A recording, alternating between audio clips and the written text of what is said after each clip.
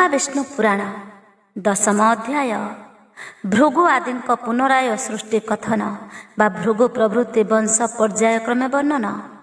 मैत्रेय उवाच पराशर ऋषिंकर चरण रे पड़ी कहते मैत्रेय ऋषि बेनी कर जोड़ी विष्णु भक्ति भावरे गद गद हेले प्रेमाश्रु बुहाई नेत्रु निवेदन कले आहे गुरुदेव मुहि पचारिली जा ठीक ठीक करी मते बुझाइल ताहा शुणिलई संतोषरे सर्व विवरण मो मन वासना एबे होइला पुराण भृगुवंश आख्यान को परकाश करी पूर्ण कर गुरु अभिलाष कुमोहरी। पराशर उवाच मैत्रेयंक वदन को चाहि पराशर बोलंती जा पुछा कल शुण शिष्य वर गोटी गोटी करी भृगु वंशर चरित कहिबी मु तुम्भ आगे आहे तपवंत भृगु पत्नी गर्भु लक्ष्मी होइले जनम शुणिल तो ताहांकर गुण जे करम एथु अनंतरे शुण मन करी स्थिर अति गुणवंत दुई जे भृगु कुमार मेरुर थिले जे दुई कन्या रूपवती नियति आयति नामे सुंदरी युवती आयति कन्या को धाता शुभे विवाह कले नियति कन्या को विधाता जे विवाह कले आयतिर प्राण नामे पुत्र जन्म हेला नियति गर्भु मृत्कंड जन्म होइला मृकंडर पुत्र नाम हेला मार्कंडेय देवश्री नामे हेला प्राणरतनय कृतिमान राजमान पुणी बेनिसूत आबर जे वंश मध्ये होइले संभूत सेमानंक ठारु सेही भृगुवंश जेते क्रमे क्रमे वृद्धि हेले कहिबी बाकेते एही रूपे भृगुवंश होइला वर्धन एबे मरीचिंक वंश शुण देहि मन मरीचि पाणी ग्रहण संभूतिर कले पौर्णमास नामे पुत्र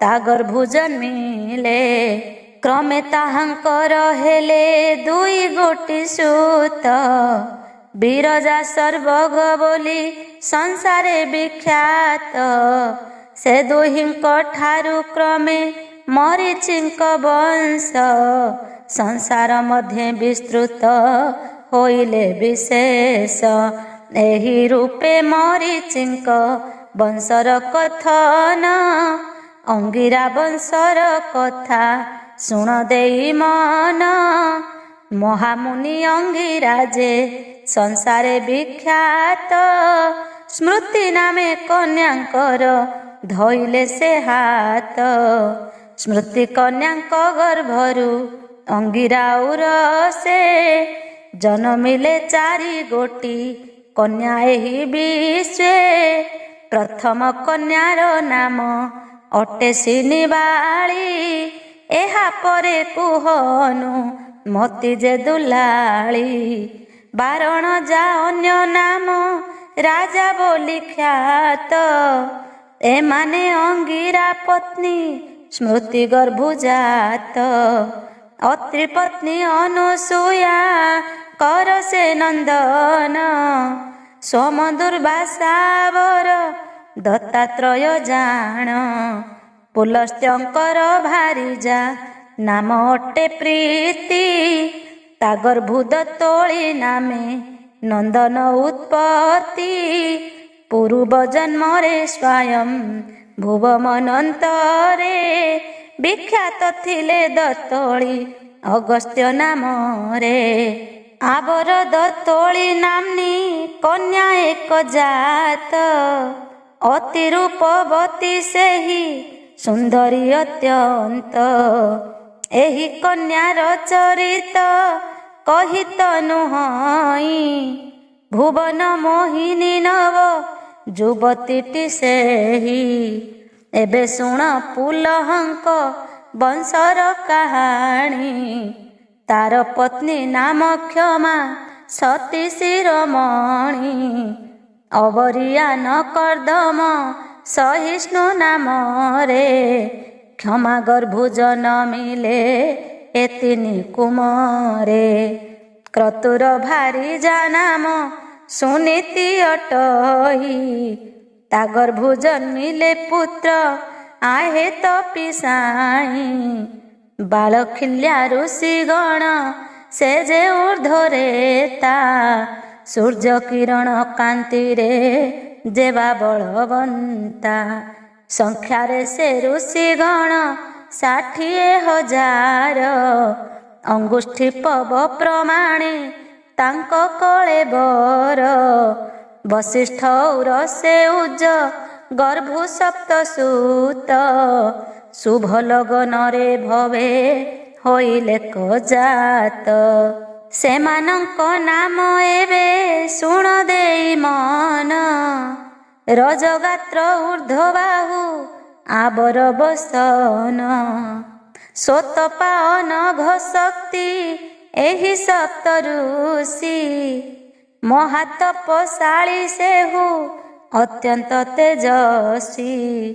ଏହାଙ୍କୁଟି ସପ୍ତ ଋଷି କହନ୍ତି ସଂସାରେ, ଆହେ ବତ୍ସ ନିଃସଂଶୟେ ବୁଝ ତୁ ମନରେ। ତୃତୀୟ ମନ୍ୱନ୍ତରେ ସେ 7 ଯେ ସମ୍ଭୂତ, ସୁନିର୍ମଳ ଚିତ୍ତ ପୁଣି ଦିବ୍ୟ ଜ୍ଞାନବନ୍ତ। ବ୍ରହ୍ମାଙ୍କ ଅଗ୍ରଜ ପୁତ୍ର ଅଗ୍ନିଭିମାନୀର, ପରିଣୟ ସ୍ୱାହା ତୁଲେ ବୁଝ ହୋଇ ସ୍ଥିର। ଅଗ୍ନିଭିମାନ ଔର ସେ ସ୍ୱାହା ଗର୍ଭୁ ଜାଣ, ଜାତ ହୋଇଲେ ସଂସାରେ ତିନୋଟି ନନ୍ଦନ। ପାବକ ପବମାନ ଯେ ସୂଚି ଏହି ତିନି, ଏହାଙ୍କ ମହିମା ମୁହିଁ କି କହିବି ମୁନି। ସାଧାରଣେ ଜଳସାଇ ନାମେ ହୁଏ ଖ୍ୟାତ, ମହାତେଜବନ୍ତ ପୁଣି ଅତି ରୂପବନ୍ତ। ଏହି ତିନି ଜଣଙ୍କର ପୁତ୍ର ଜାତ ହେଲେ, ପ୍ରତ୍ୟେକର 15 ବୁଝ ଏହା ଭଲେ। ଗଣନାରେ ପଞ୍ଚାଧିକ 40 ଅଟନ୍ତି, ଏଥୁ ଅନ୍ତେ ଆନ କଥା ଶୁଣ ହେ ଯତି। ସୃଷ୍ଟି କି ଭିଆଇ କଲେ ଯାହା ବେଦବର, ତାଙ୍କ ମଧ୍ୟେ ପିତୃଗଣ ଖ୍ୟାତ ମନେ କର। ଅଗ୍ନିଶୋତ ବହିର୍ଷଦ ସାଗ୍ନି ଅନଗ୍ନିକ, ଏ ନାମେ ବିଖ୍ୟାତ ସବୁ ଜାଣ ବାବୁ ଠିକ। ଏମାନେ ହିଁ ଶୋଧା ଠାରୁ 2ଟି ନନ୍ଦିନୀ, କରାଇଲେ ଉତ୍ପାଦିତ ଅପୂର୍ବ ମୋହିନୀ। ସେନା ବୈଧାରିଣୀ ନାମ ଅଟେ ଦୁହିଁଙ୍କର, ବ୍ରହ୍ମାବାଦିନୀ ବୋଲିଣ ଖ୍ୟାତ ଏ ସଂସାର। ଯୋଗିନୀ ସ୍ୱରୂପ ସେ ଯେ ଅତି ଶୋଭନୀୟା, ଉତ୍ତମା ସୁଜ୍ଞାନୀ ଦୁହେଁ ସୁଧୀର ତନୟା। ଏହି ଯେ କହିଲି ବତ୍ସ ସର୍ବ ବିବରଣ, ଦୟାଙ୍କ ନନ୍ଦନ ଆଉ ନନ୍ଦିନୀ ବିଧାନ। ଶ୍ରଦ୍ଧା ମନେ ଯେଉଁ ଜନ ଶୁଣେ ଚରିତ, ଅପୁତ୍ରିକ ଲୋଭଇ ଯେ ଧନ ସୁତା ସୁତ। ଲକ୍ଷ୍ମୀ ନାରାୟଣ ନାମ ଭଜି ନିରନ୍ତର, ଦିନ କ୍ଷେତ୍ରବାସୀ କ୍ଷୁଧା ତୃଷ୍ଣା ହୁଏ ଦୂର। ଏ ମହାବିଷ୍ଣୁ ପୁରାଣ ଛଣା ସୁଧା ରସ ଆସ୍ୱାଦନ କର ଭକ୍ତେ ଭଲିବ ସନ୍ତୋଷ। ସାଧୁଜନ ମାନଙ୍କୁ ମୁଁ ଯୋଡ଼ୁଅଛି କର, ଦୋଷ ଥିଲେ କ୍ଷମା ଦେବ ଏହି ଭିକ୍ଷା ମୋର। ଇତି ଶ୍ରୀ ମହାବିଷ୍ଣୁ ପୁରାଣେ ପ୍ରଥମ ଖଣ୍ଡେ ପୁନରାୟ ସୃଷ୍ଟି କଥନମ୍ ନାମ ଦଶମୋଧ୍ୟାୟ। ଏକାଦଶ ଅଧ୍ୟାୟ ଧ୍ରୁବ ଉପାଖ୍ୟାନ। ପରାଶର ଉବାଚ। କହୁଛନ୍ତି ପରାଶର ମୈତ୍ରେୟଙ୍କ ଆଗେ, ଶୁଣ ବତ୍ସ ଆନ କଥା ଅତ୍ୟନ୍ତ ସରାଗେ। ମନୁବଂଶ କଥା ତୁମ୍ଭେ ଅବଗତ ହେଲେ, ମାନସରୁ ଗୁରୁ ବ୍ୟଥା ଘୁଞ୍ଚି ଯିବ ଭଲେ। ଶୋଇ ଛାଡ଼େ ସ୍ୱୟଂଭୁବ ମନୁଜ୍ଞାନୀ ସାର, ଶୁଭେ ଉତ୍ପାଦନ କଲେ ଦୁଇଟି କୁମାର। ପୂର୍ବେ କଥା କହିଛି ମୁଁ ତୁମ୍ଭ ଗୋଚରେ, ଏଣିକି ଶ୍ରବଣ କର ଶ୍ରୁତି ଯୁଗଳରେ। ସେବେନି ଭାଇ ଉତ୍ତାନ ପାଦ ପ୍ରିୟ ବ୍ରତ, ପରମ ସୁନ୍ଦର ସର୍ବ ଗୁଣେ ଅଳଙ୍କୃତ। ଜ୍ୟେଷ୍ଠ ପ୍ରିୟ ବ୍ରତ ସତ୍ୟ ଧର୍ମପରାୟଣ, କନିଷ୍ଠ ଉତ୍ତାନ ପାଦ ସେହିପରି ଜାଣ। ବିଦ୍ୟା ବୁଦ୍ଧି ବିଶାରଦ ପରମ ବିବେକୀ, ଭଲ ଗୁଣ ଯେତେ ତାର ନାହିଁ କିଛି ବାକି। ଉତ୍ତାନ ପାଦର ହେଲେ ଦୁଇଟି ଘରଣୀ, ସୁରୁଚି ସୁନୀତି ତାଙ୍କ ନାମ ଥାଅ ଜାଣି। ସୁରୁଚି ଗର୍ଭରୁ ଯେଉଁ ସୁତ ହେଲା ଜାତ, ଅତି ସୁନ୍ଦର ଉତ୍ତମ ବୋଲି ନାମ ଖ୍ୟାତ।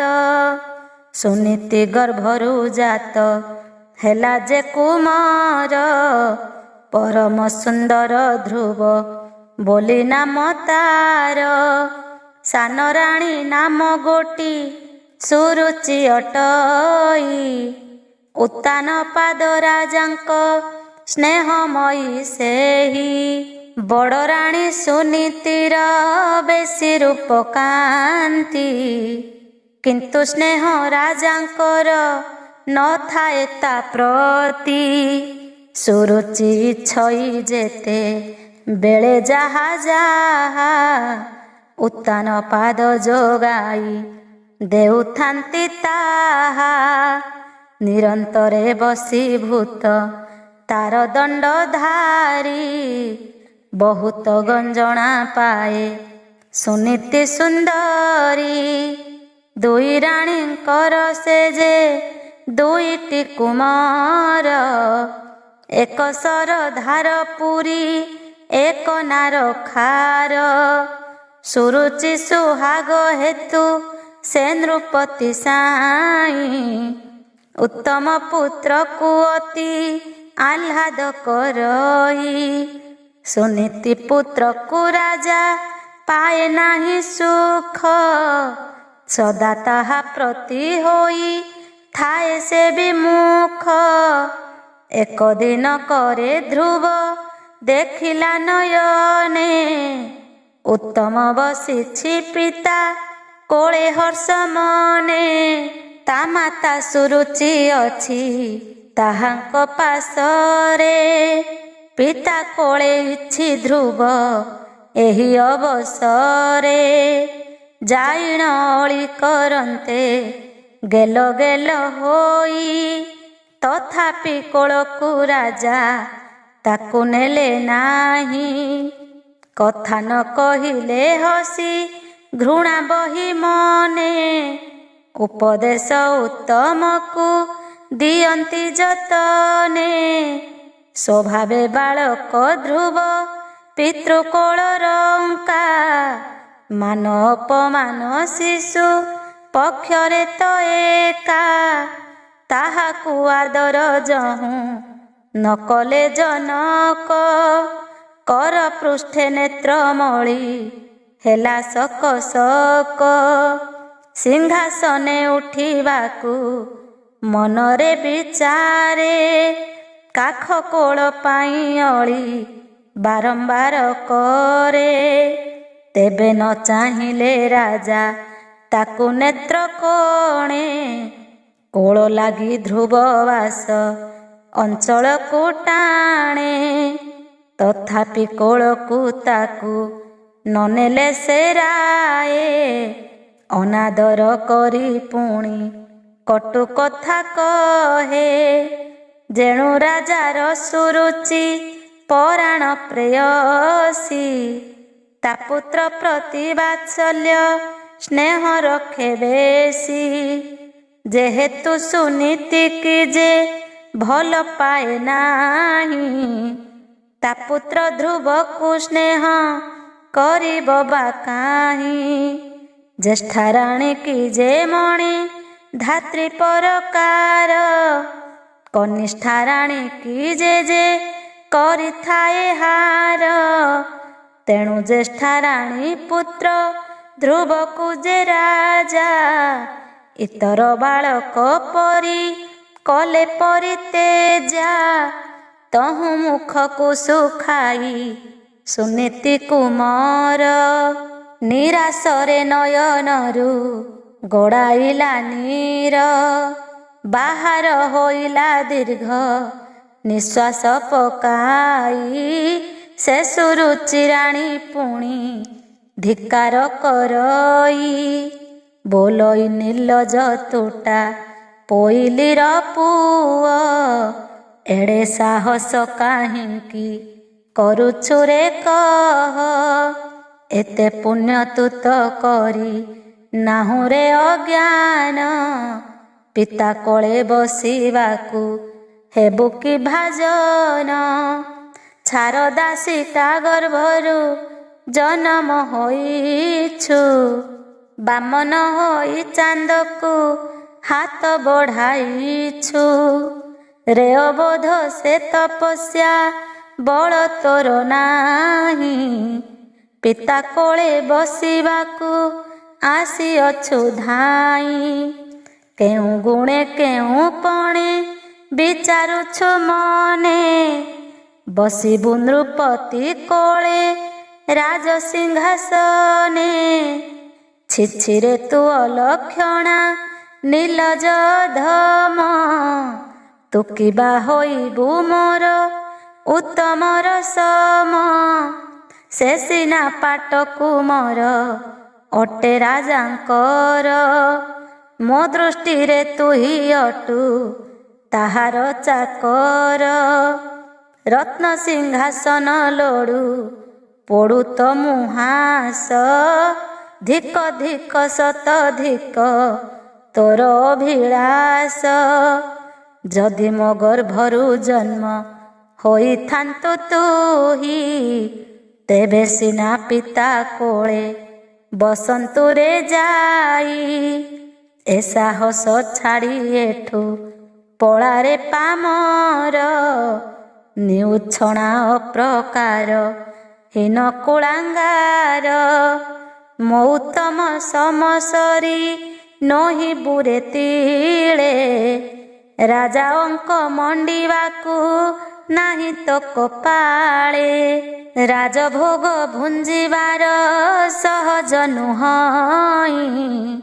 ସେ ସୁଯୋଗ ତୋର ଭାଗ୍ୟେ ଲେଖି ନାହିଁ ବିହି କାହୁଁ ତୁ ପାଇବୁ ଏଡ଼େ ବଡ଼ ଅଧିକାର ଦୁର୍ଲଭକୁ ସୁଲଭ ଯା ମଣିଛୁ କୁମର ରାଜା କୋଳକୁ ଯେ ଯୋଗ୍ୟ ତାକୁ ତ ଦେଖୁଛୁ ତୁ କେଉଁ ପଣେ ସେଠାକୁ ଯିବାକୁ ଭାବିଛୁ ଦୂର ହୋଇ ଯା ଏଠୁ ଦୁର୍ବୋଧ ପାଗଳା ଅବଶ୍ୟ କୋଳେ ବସନ୍ତୁ ଥିଲେ ରାଜ କଳା ହୀନ ରକ୍ଷିତ ହୋଇ ଜନମିଛୁ ତୁହି ରାଜ ସିଂହାସନକୁ ତୁ ଗମିବୁ ବା କାହିଁ ଏ ଆଶା ଭରସା ତୋର ନୁହଁଇ ଉଚିତ, ମୋର ପାଦ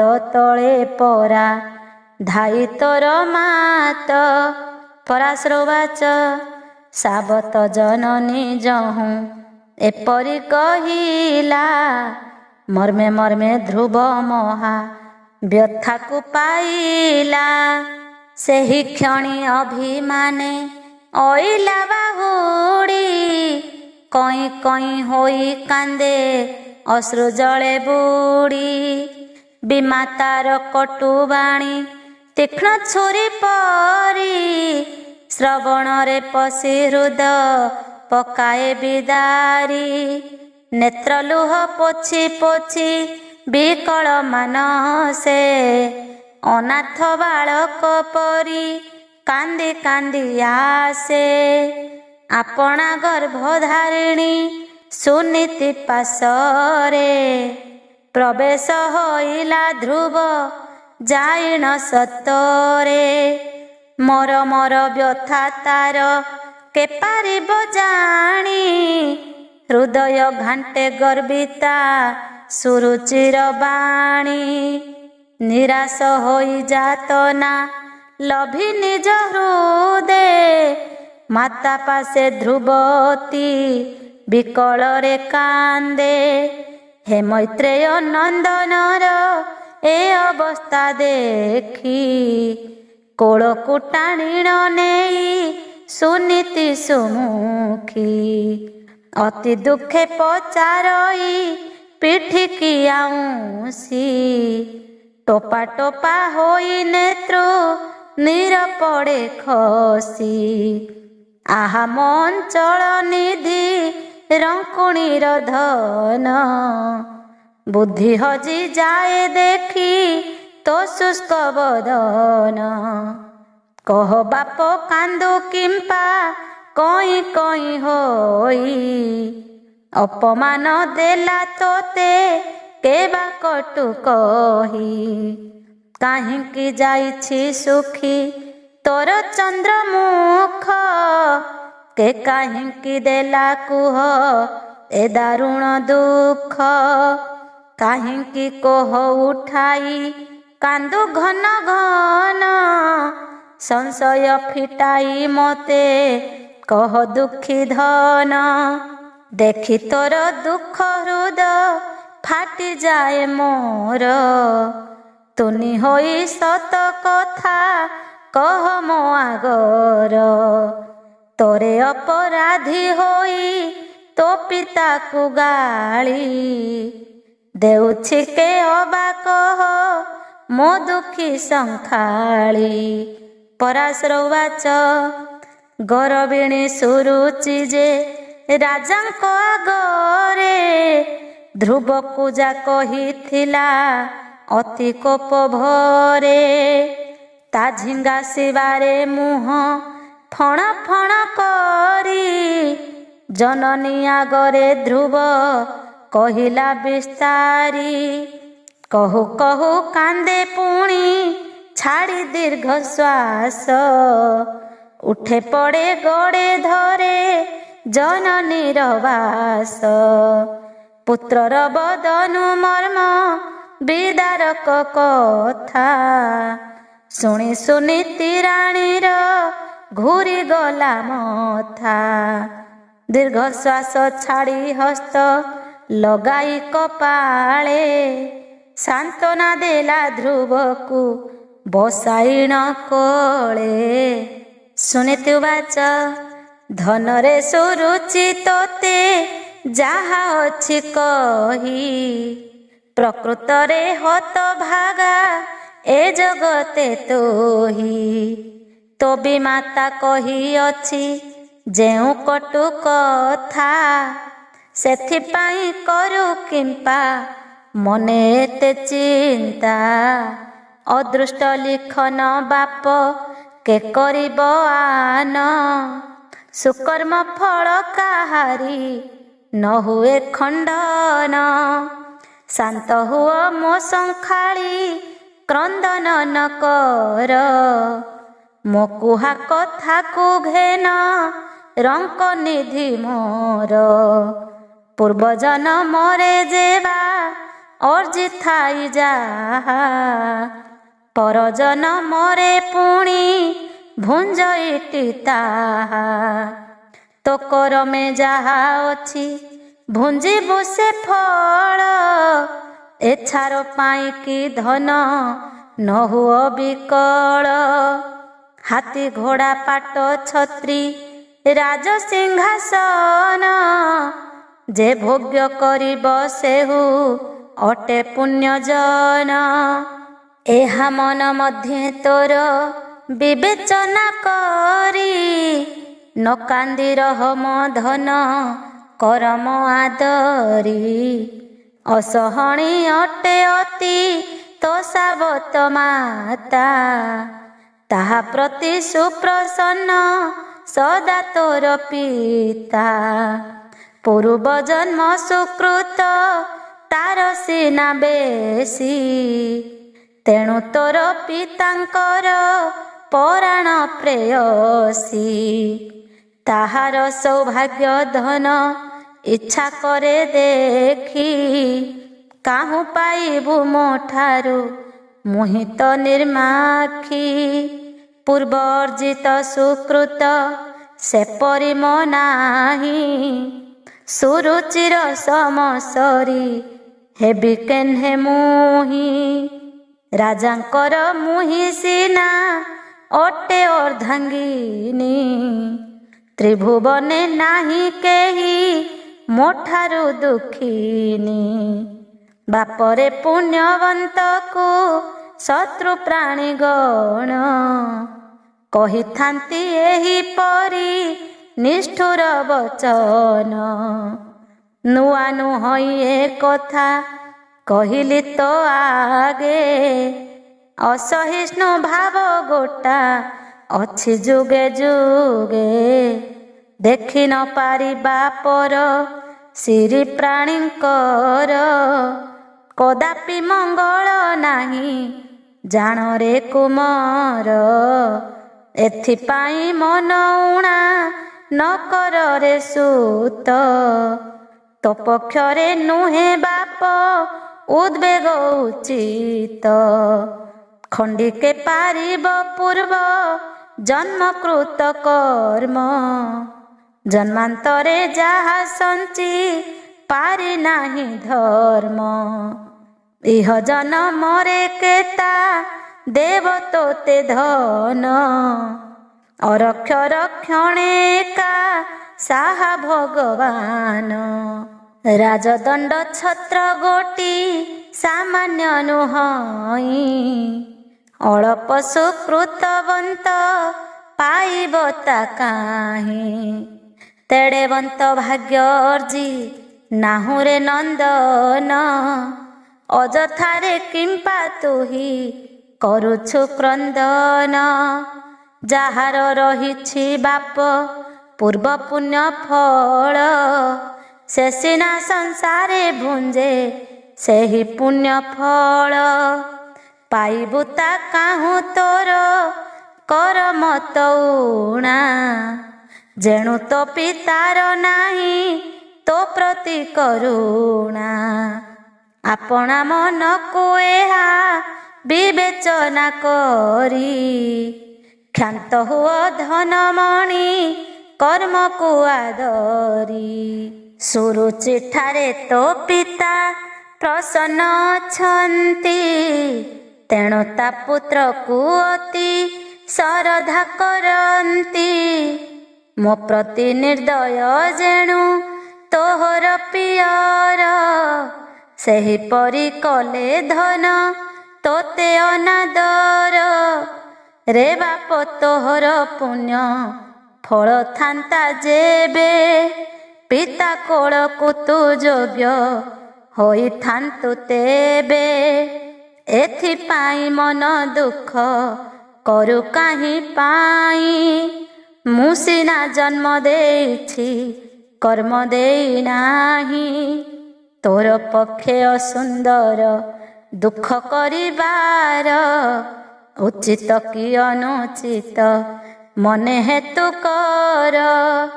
କର୍ମଲବ୍ଧ ଚିତ୍ତେ ପରା ସୁପଣ୍ଡିତ ମାନେ ଧୀର ମନା ହୋଇଥାନ୍ତି ନ ଚାହିଁଣ ଆନେ। ଯଦି ତ ସାବତ ମାତା କଟୁ କଥା ଶୁଣି ଅଭିମାନ କରୁଛୁ ରେ ମୋର ଧନମଣି। ତେବେ ତୁ ସର୍ବଫଳଦ ପୁଣ୍ୟର ଜନେ ହୁଅ କିନା ଯତ୍ନବାନ ବୁଝ ନିଜ ମନେ। ସହଜେ ସୁଶୀଳ ତୁହି ମତି ତ ସରଳ ପ୍ରାଣପଣେ ଅରଜନ କର କର୍ମ ଫଳ। ପ୍ରାଣୀଙ୍କ ହିତରେ ରତ ହୁଅ ସଦା ବାବୁ ଅବିଳମ୍ବେ ନିଶ୍ଚୟ ସର୍ବ ସିଦ୍ଧି କି ଲଭିବୁ। ହୁଅ ସତ୍ୟପରାୟଣ କ୍ଷମାବନ୍ତ ହୁଅ ତୁ ଦୟାଳୁ ଶାସ୍ତ୍ରେ ପଣ୍ଡିତ ବୋଲାଅ। ଧ୍ରୁବ ଉବାଚ ଆଗୋ ମାତ ଯା କହିଲ ମୋହିତ ନିମନ୍ତେ ଦିଅ ଉପଦେଶ ଶାନ୍ତି ପାଇବି ଯେମନ୍ତେ। କିଞ୍ଚିତେ ମୋ ହୃଦେ ସ୍ଥାନ ପାଉନାହିଁ ତାହା ଶୁଣ ଏବେ ତୁମ୍ଭ ଆଗେ କହୁଛି ମୁଁ ଯାହା। ବିମାତାଙ୍କର ଯେପରି କଟୁ ବାକ୍ୟ ଛୁରୀ ମରମ ଭିତର ମୋର ପକାଏ ବିଦାରି। ତେବେ ତୁମ୍ଭ ଉପଦେଶ ପାଳନେ ଗୋମାତ ଅବଶ୍ୟ ଯତ୍ନ କରିବି କରୁଛି ସମ୍ବତ। ଲାଭ କରିବି ଯେପରି ବିଶ୍ୱ ପୂଜ୍ୟ ସ୍ଥାନ ଏ ଅର୍ଦ୍ଧମ ସନ୍ତାନକୁ କର ଯେ କଲ୍ୟାଣ। ଯେଉଁ ପରମାର୍ଥ ଧନ ଇଚ୍ଛନ୍ତି ସାଧବେ ପାଇବା ସେ ଧନ ଚଳିବଇଁ ଏବେ। ତୁମ୍ଭର ସୌତୁଣୀ ପ୍ରିୟ ପାତ୍ରୀ ରାଜାଙ୍କର ତାହାଙ୍କ ଗର୍ଭରୁ ଜନ୍ମି ନାହିଁ ମୁଁ ପାମର। ତୁମ୍ଭର ଉଦରୁ ମୁହିଁ ହୋଇଲି ଜନମ ବଢ଼ିଲି ତୁମ୍ଭ କୋଳରେ ଦେଲ ଧ୍ରୁବ ନାମ। ଧ୍ରୁବର ବଚନ ଧ୍ରୁବ କେଭେ ନ ଟଳିବ ମୋହର ପ୍ରଭାବ ମାତ ଅବଶ୍ୟ ଦେଖିବ। ମୋ ଭାବ ଉତ୍ତମ ଅତି ଅଲ୍ୟଳ ହୋଇଛି ବିଧାତା ମୋର ଯାହାକୁ ଜନ୍ମ କରିଅଛି। ତୁମ୍ଭେ ଯାହାକୁ ମା ଗର୍ଭେ ନ ଦେଇଛ ସ୍ଥାନ ସେହି ପାଉ ପିତୃଦତ୍ତ ରାଜସିଂହାସନ। କେବେ ସମ୍ପଦକୁ ଇଚ୍ଛା କରୁନାହିଁ ମୁହିଁ ସେଥିପାଇଁ କି ଦୁଃଖିତ ହୋଇବି କିମ୍ପାଇଁ। ଉଚ୍ଚ ସିଂହାସନ ମାଗୋ ଲୋଡ଼ା ନାହିଁ ମୋର ରାଜଚକ୍ରବର୍ତ୍ତୀ ପଦେ ନାହିଁ ଦରକାର। ଅନ୍ୟ ଦତ୍ତ ସ୍ଥାନକୁ ମା ନାହିଁ ମୋର ଆଶା ଆନେ ସନ୍ତୋଷ ନୁହେଁ ମୁଁ ଜାଣ ସତ୍ୟ ଭାଷା। ସୁକର୍ମେ ମୁଁ ଯେ ସ୍ଥାନକୁ ଇଚ୍ଛା କରେ ମାତା କେବେ ହେଲେ ପାଇ ନାହିଁ ଯାହାକି ମୋ ପିତା।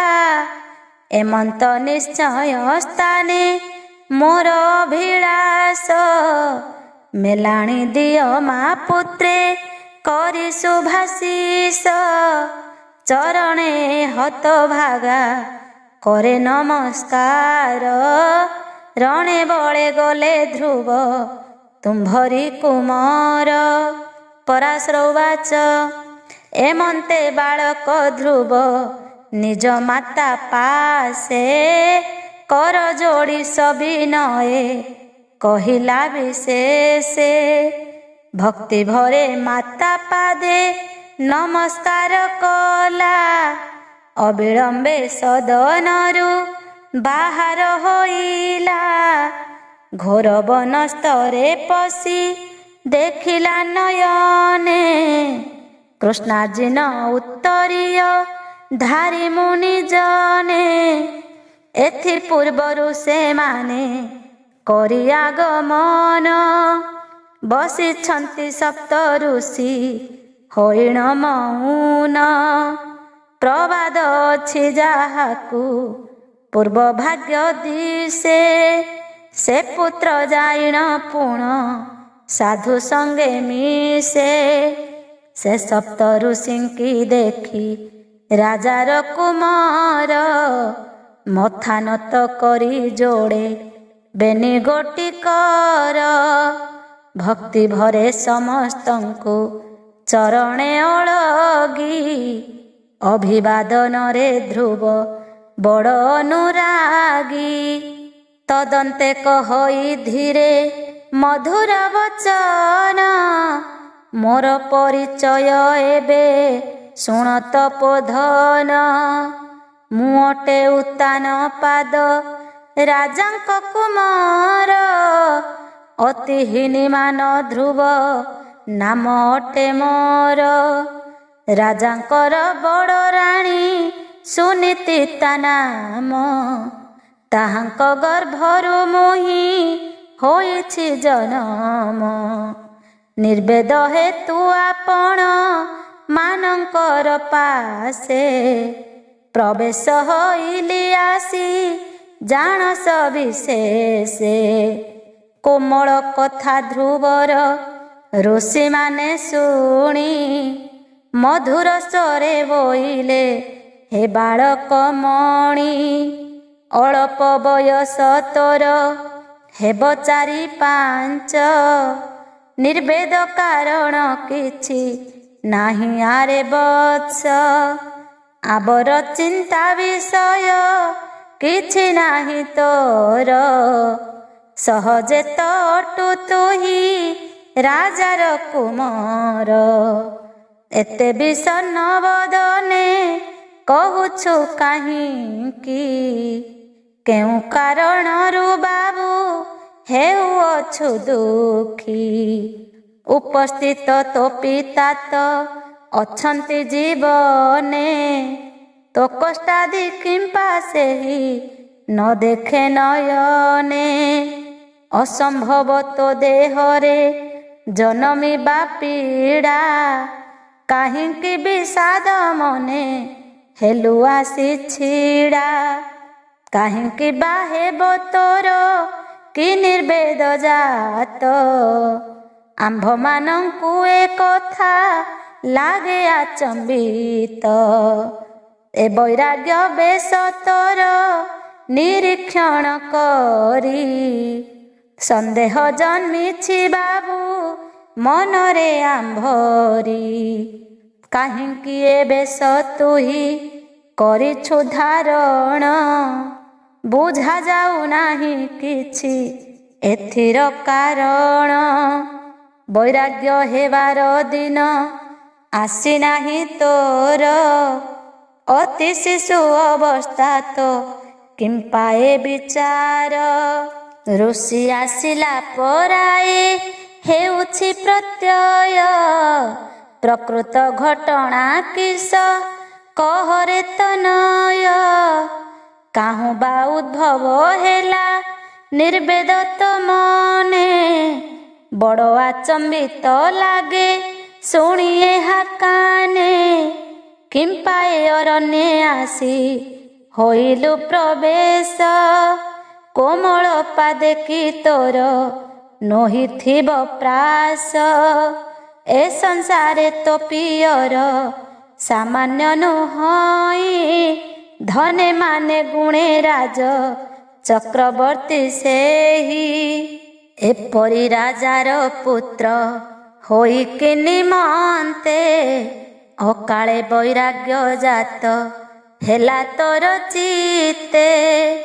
ଭବିଷ୍ୟତ ସୁଖ ଭୋଗ ତେଜିଲୁ କାହିଁକି ନାହିଁ ଅଙ୍ଗେ ରୋଗ ବ୍ୟାଧି ତୁ ତ ମହାସୁଖୀ। ଅଳ୍ପ ଦିନେ ଯୁବରାଜ ହୋଇଥାନ୍ତୁ ପରା ପିତା ଅନ୍ତେ ସୁଖେ ବସି ପାଳିଥାନ୍ତୁ ଧରା। ସଂଶୟ ଲାଗୁଛି ଆମ୍ଭ ମାନଙ୍କର ମନେ, ଏତେ ଦୂର ପଥ ଚାଲି ଆସିଲୁ କେଶନେ। ପରିହରି କ୍ଷୁଧା ତୃଷା ବନବାସେ ମତି, କାହିଁ ପାଇଁ ଏ ବିଚାର କହରେ ଝଟତି। ଯଦି ବା କିଛି କାରଣ ରହିଛି ଏଥିରେ, କହ ବାପ ତାହା ଆମ୍ଭେ ଶୁଣିବୁ ଶ୍ରୁତିରେ।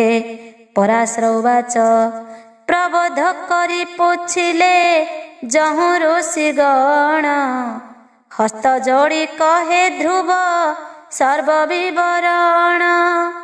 ଯେହ୍ନେ ବି ମାତା କହିଲା ତାକୁ କଟୁ କଥା, ଯେ ରୂପେ ଆଦେଶ ଦେଲେ ଗର୍ଭଧାରୀ ମାତା।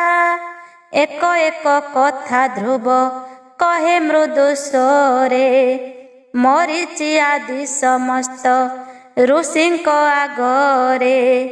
ବାଳକ ଧ୍ରୁବର ଶୁଣି ସୁକୋମଳ କଥା, ପରସ୍ପରେ ସପ୍ତ ଋଷି ହେଲେ କଥାବାର୍ତ୍ତା।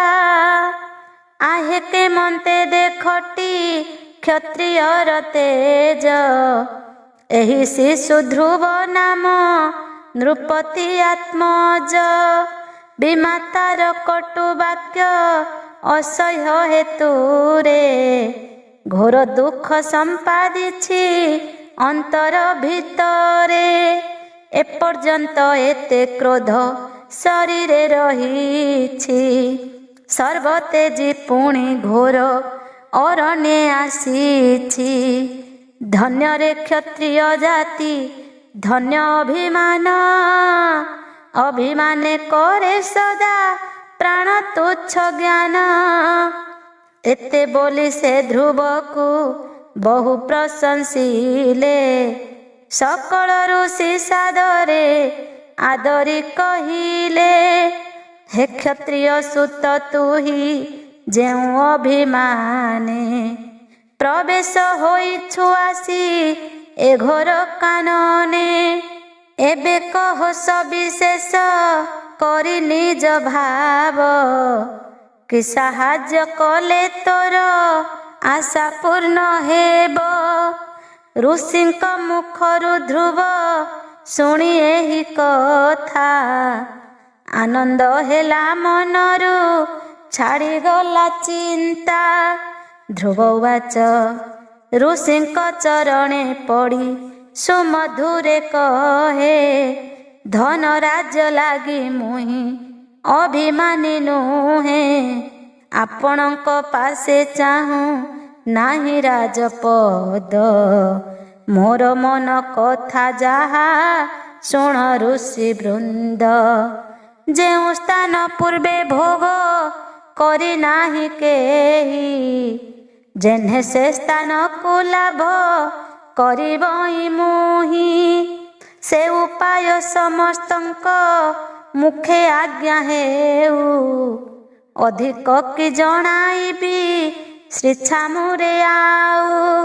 ପରମ ଦୟାଳୁ ଅଟ ଆହେ ଋଷିଗଣ, ମୋ ପ୍ରତି ସଦୟ ବହି ଦିଅ ବତାଇଣ। ସେ ଅପୂର୍ବ ସ୍ଥାନ ମୁହିଁ ଲଭିବି କେଶନେ, ସେ କଥା ବତାଇ ଦିଅ ମତେ ତ ସମନେ। ମୋ ପ୍ରତି ଏହି ସାହାଯ୍ୟ କରନ୍ତୁ ସକଳେ, ନିବେଦନ କରୁଛି ମୁଁ ଶ୍ରୀଚରଣ ତଳେ। ମରିଚି ମହାଋଷି ଯେ ଏହି ବାଣୀ ଶୁଣି, ସ୍ଥିର ଭାବେ କିଛି କ୍ଷଣ ରହିତ ପୁଣି। ବୋଇଲେ ପରି କଥା ଶିଶୁ ଧ୍ରୁବ ପ୍ରତି, ସନ୍ତୋଷ ହେବ ଯେପରି ତା ଅବୋଧମତି। ମରିଚି ଉବାଚ ହେ ରାଜକୁମାର ଧ୍ରୁବ ଶୁଣ ମୋ ବଚନ, ଯାହା ମୁଁ କହିବି ବତ୍ସ ନ ହୁଅ ବିମନ। ଯେଉଁମାନେ ନ କରନ୍ତି ହରି ଆରାଧନା, न करन्ति ଯେଉଁମାନେ ହରିଙ୍କ ବନ୍ଦନା। ହରି ପ୍ରେମେ ଯେଉଁମାନେ ନୁହନ୍ତି ମଗନ, ପାଇବେ ସେ କଥା ଅବା କାହୁଁ ଶ୍ରେଷ୍ଠ ସ୍ଥାନ। କର ହରି ଆରାଧନା ହରିପଦ ସାଧ, ପାଇବୁ ଅଚିରେ ତୁହି ଅମୂଲ୍ୟ ସମ୍ପଦ। ଜପ ନିରନ୍ତରେ ସେହି ଶ୍ରୀହରିଙ୍କ ନାମ, ଭଜ ଭଜ ବସି ବିଷ୍ଣୁ କୃଷ୍ଣ ବିରାମ। ପରମାନନ୍ଦ ମାଧବ ମୁକୁନ୍ଦ ଅଚ୍ୟୁତ, କେଶବ ମଧୁସୂଦନ ଆଦି ନାମ ବ୍ରତ। ଏକାନ୍ତେ ଭଜରେ ବାବୁ ନୃପତି ନନ୍ଦନ, ଅଶେଷ ଜନ୍ମର ପାପ ହୋଇବ ଦହନ। ପ୍ରଧାନ ଉପାୟ ତୋତେ କହିଲି କୁମର, ସେ ସ୍ଥାନ ଦେବାକୁ ହରି କିବା ସାଧ୍ୟକାର। ଅତ୍ରିବାଚ ଅଖିଳ କରତା ପରା ପରଜନା ଜନ, ଯାହାଙ୍କ ପ୍ରତି ସେ ସଦା ହନ୍ତି ସୁପ୍ରସନ୍ନ। ଅଭୟ ଅବ୍ୟୟ ସ୍ଥାନ ତକ୍ଷଣି ସେ ଲଭେ, ଦୟାମୟ ହରିପାଦ ପଦ୍ମେ ଭାବ ଏବେ। ଅଙ୍ଗିରା ଉବାଚ ଅଙ୍ଗିରା ବୋଇଲେ ବାବୁ ଶୁଣ ମୋ ବଚନ, ଯେବେ ମନେ ମନେ ଇଚ୍ଛା କରୁ ଶ୍ରେଷ୍ଠ ସ୍ଥାନ। ଏ ବ୍ରହ୍ମାଣ୍ଡେ ଚରାଚର ଅନ୍ତର୍ଗତ ତାର, ସେ ଅବ୍ୟୟ ଆତ୍ମା ବିଷ୍ଣୁ ଚରଣେ ସୁମର। ଗୋବିନ୍ଦ ପଦାର ବିନ୍ଦ ଭଜ ଦୃଢ଼ ଚିତ୍ତେ, ନିଶ୍ଚୟ ଯେ ଶ୍ରେଷ୍ଠ ସ୍ଥାନ ମିଳିଯିବ ତୋତେ। ପୁଲସ୍ତ୍ୟ ଉବାଚ ବୋଲନ୍ତି ପୁଲସ୍ତ୍ୟ ଋଷି ଶୁଣରେ କୁମର, ପରମ ବ୍ରହ୍ମ ପରମ ଧାମ ପରମ ଈଶ୍ୱର। ଏମନ୍ତ ପ୍ରଭୁଙ୍କ ପାଦ ଅର୍ଚ୍ଚନା ବନ୍ଦନେ, କି ଦୁଷ୍କର ମୁକ୍ତି ପଦ ଶ୍ରୀହରି ପ୍ରସନ୍ନେ। ହରି ଆରାଧନା କଲେ ସର୍ବଚିନ୍ତା ତୁଟେ, ଦୁର୍ଲଭ ମୁକ୍ତି ପଦଟି ଅନ୍ୟାୟ ସେ ଘଟେ। କ୍ରତୁବାଚ କ୍ରତୁ ଋଷି ବୋଇଲେ ଯେ ଶୁଣ ରାଜବଳା, ଯଜ୍ଞ ପୁରୁଷ ଯେ ହରି ଯଜ୍ଞେ ତାର ଖେଳା। ପରମ ଆନନ୍ଦମୟ ପ୍ରଭୁ ଅନ୍ତର୍ଯ୍ୟାମୀ, ତୁଷ୍ଟ ଯଦି ହୁଅନ୍ତି ସେ ଲୀଳାମୟ ସ୍ୱାମୀ। ଅପ୍ରାପତ ଅଛି କିବା ଜଗତରେ ଆଉ, ଆରାଧନା କର ସେହି ବଳିୟାର ବାହୁ। ପୁଲସ୍ତ୍ୟ ଉବାଚ ଭକ୍ତିରେ ବାସବ ସେବି ଯେଉଁ ହରିପଦ, ଅମର ଭୁବନେ ପାଇ ଅଛି ଇନ୍ଦ୍ରପଦ। ସେହି ବିଷ୍ଣୁ ଚରଣକୁ ଆଶ୍ରୟ ତୁ କର, ଲଭିବୁ ଅଭୀଷ୍ଟ ଫଳ ନୃପତି କୁମର। ବଶିଷ୍ଠ ଉବାଚ ଆରାଧିତ ହେଲେ ବିଷ୍ଣୁ ତ୍ରୈଲୋକ୍ୟ ସମ୍ପଦ, ଭକ୍ତ ପକ୍ଷରେ ସୁଲଭ ସ୍ୱର୍ଗ ବ୍ରହ୍ମ ପଦ। ଅନାୟାସେ ଦିବ୍ୟ ସ୍ଥାନ ପ୍ରାପ୍ତ ହୁଅଇ, ଏଥିରେ ସନ୍ଦେହ ନାହିଁ ରେ ବାଳ ତନଇ। ଧ୍ରୁବ ଉବାଚ ଋଷିମାନଙ୍କର ବାଣୀ ଶୁଣି ହରସରେ, ବିନୟେ କହଇ ଧ୍ରୁବ ସୁମଧୁର ସ୍ୱରେ। ଯେବେ ମୋହ ପ୍ରତି ଦୟା କଲ ଋଷି ବୃନ୍ଦ, ଆଦେଶିଲେ ପୂଜିବାକୁ ବିଷ୍ଣୁ ପାଦ ପଦ୍ମ। ତୁଷ୍ଟ ହୁଅନ୍ତି ଯହିଁରେ ଯେ ଆରାଧ୍ୟ ହରି, ସେ ସବୁ କୌଶଳ ମୋତେ କହନ୍ତୁ ବିସ୍ତାରି। ଅର୍ଚ୍ଚନ ବନ୍ଧନ ଜପ ବିଧାନ କେମନ୍ତ, ବୁଝାଇ ଦିଅନ୍ତୁ ମୋତେ ଆହେ ତପବନ୍ତ। ଧ୍ୟାନ ମାର୍ଗ କେଉଁ ପରି ସ୍ମରଣ କିପରି, କିପରି ସନ୍ତୋଷ ହେବେ ପ୍ରଭୁ ଦଇତ୍ୟାରି।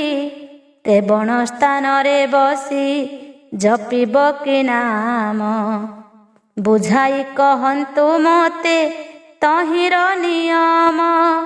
ଋଷୟ ଉଚୁ ଶୁଣରେ ବାଳକ ଭକ୍ତ ଆମ୍ଭର ବଚନ।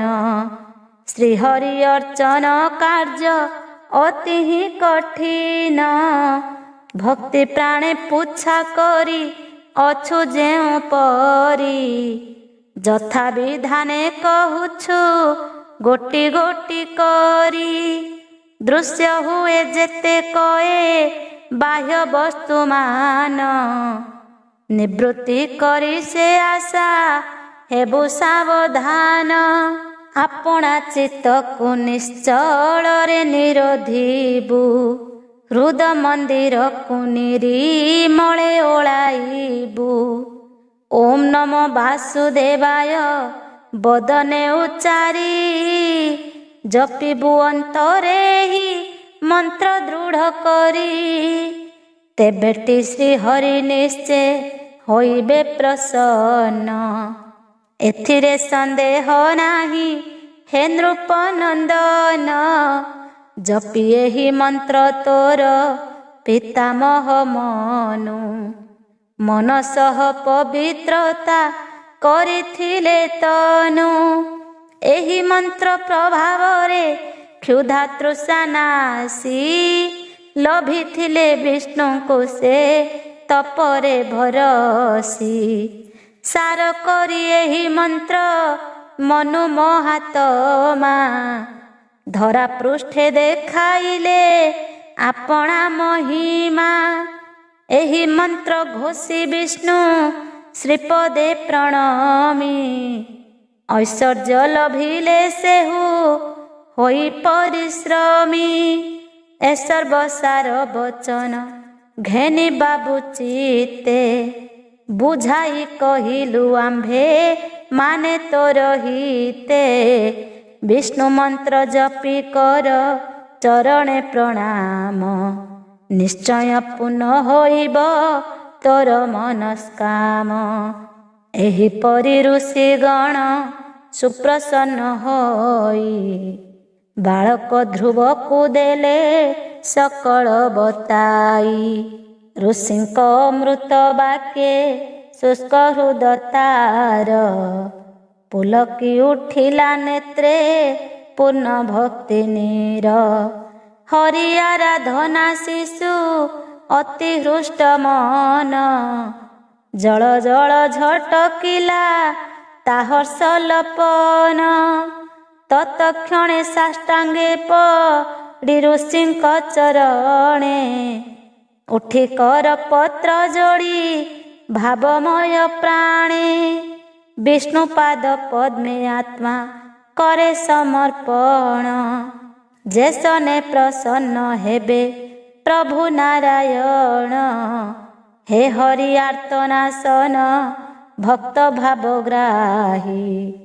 ଏ ଦିନ କ୍ଷେତ୍ରବାସୀକୁ କର ଭବୁ ତ୍ରାହି। ମାଗୁ ନାହିଁ ଧନ ଜନ ଆହେ ଦୟାନିଧି। ମାଗୁ ନାହିଁ ବଡ଼ପଣ ଘର ବାଡ଼ି ଆଦି। ଏତିକି ମାତ୍ର କଳି ପଦେ ମହାବାହୁ।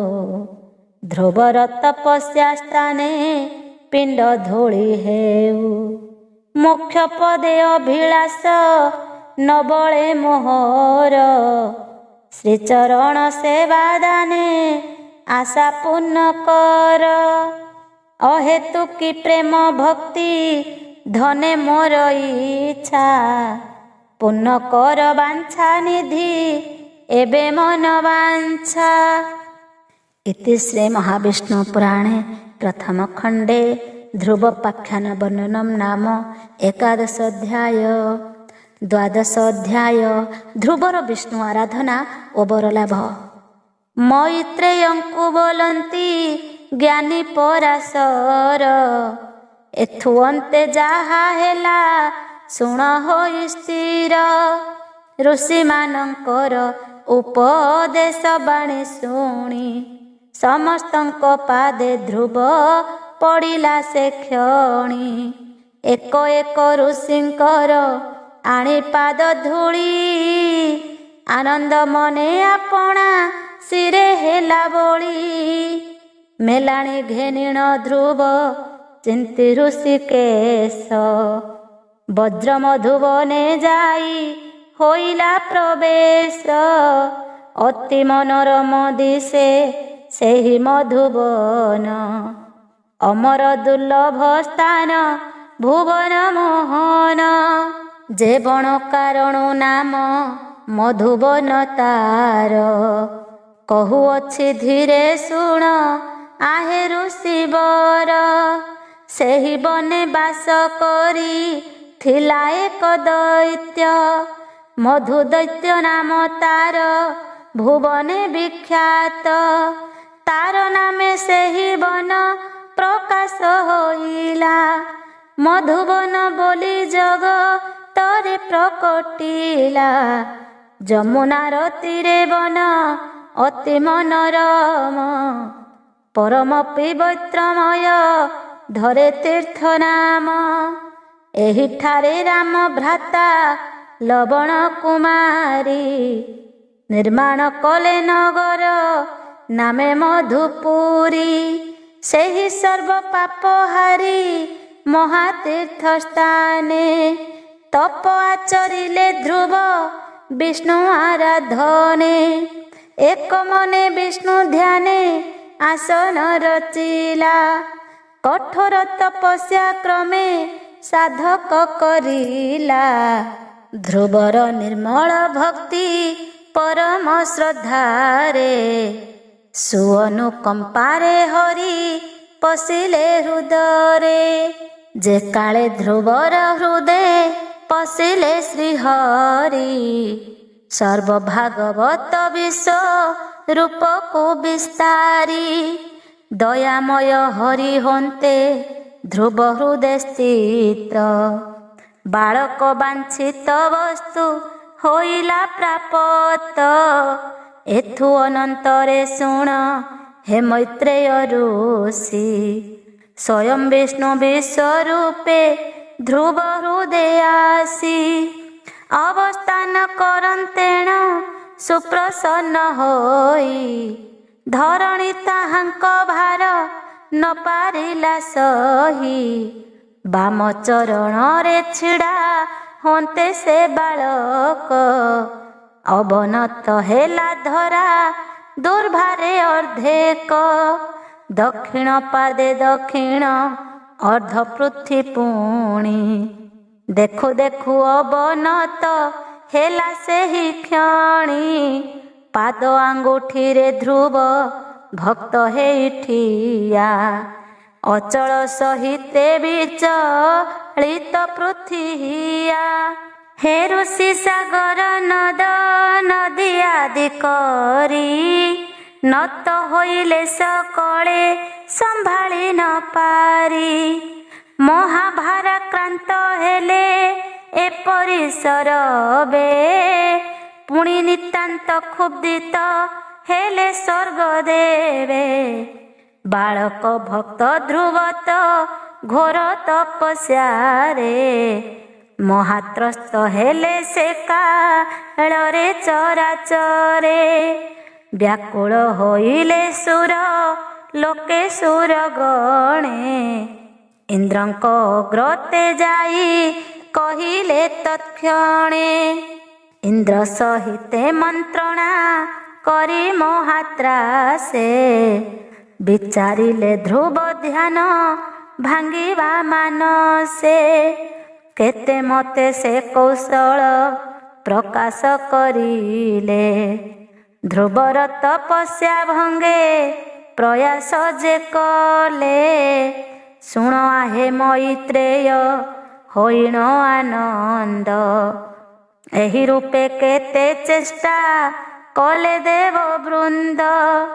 ତାଙ୍କର କୌଶଳ କିଛି ସଫଳ ନହିଲା।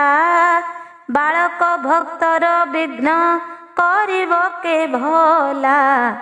ମହାମୟୀ ଜନନୀତା ମାୟା ପରକାଶୀ। ଦେଖାଇଲା କେତେ ମାୟା ତପସ୍ଥାନେ ଆସି। ବାଳକ ଭକ୍ତର ମନ ବିଷ୍ଣୁ ଧ୍ୟାନେ ଥାଇ। ଯେତେ ବାଧା ବିଘ୍ନେ ମନ ତିଳେ ନ ଟଳଇ। ସେ କାଳେ ମାତା ସୁନୀତି ଅତି ବିକଳରେ କହଇ କରୁଣ ସ୍ୱରେ ଅଶ୍ରୁ ନୟନରେ। ଆରେ ଧ୍ରୁବ ତୁ ମୋହର ବାଳୁତ ନନ୍ଦନ।